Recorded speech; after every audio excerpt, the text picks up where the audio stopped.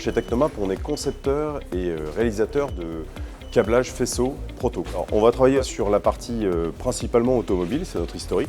C'est-à-dire qu'en fait, on va concevoir les architectures électriques correspondantes aux véhicules qu'on attend en termes de fonctionnalité. Et puis une fois qu'on l'a conçu en bureau d'études, on va réaliser le prototype correspondant, puisque c'est le seul moyen que l'on ait pour tester finalement une architecture électrique dans son ensemble. En fait, le câblage pour les constructeurs ou pour nos clients, il est là pour transporter de la puissance ou transporter de la donnée. Donc il doit être presque invisible finalement. Dans le comportement global du véhicule, on ne doit pas le ressentir, on va dire ça comme ça. Donc pour nous, ce qui va être très important, c'est effectivement de bien choisir, bien dimensionner, pour pouvoir assurer finalement la fonctionnalité du véhicule fini. Et tout ça sans qu'il y ait d'interaction.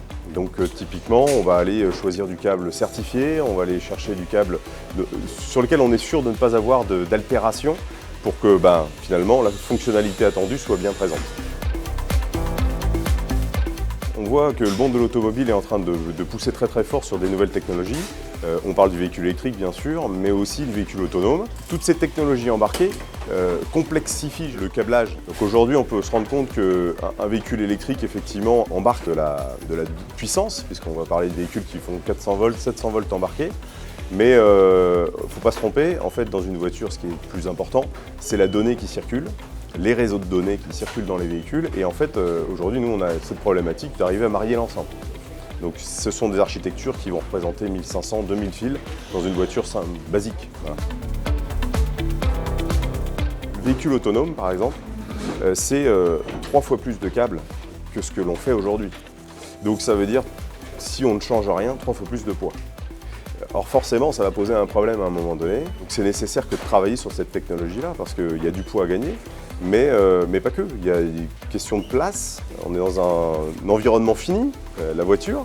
On n'a pas une place débordante, surtout pour un produit dont on n'a pas envie d'en ressentir le moindre effet. Donc il faut qu'effectivement, il soit fin et hautement technologique pour nous assurer la continuité complète de la fonction. Mais là-dessus, il y a encore des travaux à faire, c'est sûr, sur les alliages, sur les habillages, sur les isolations, les protections aussi du câble, parce qu'on a du blindage, des choses de ce type-là à rajouter sur les câbles. Là, il y a forcément des choses à travailler ensemble.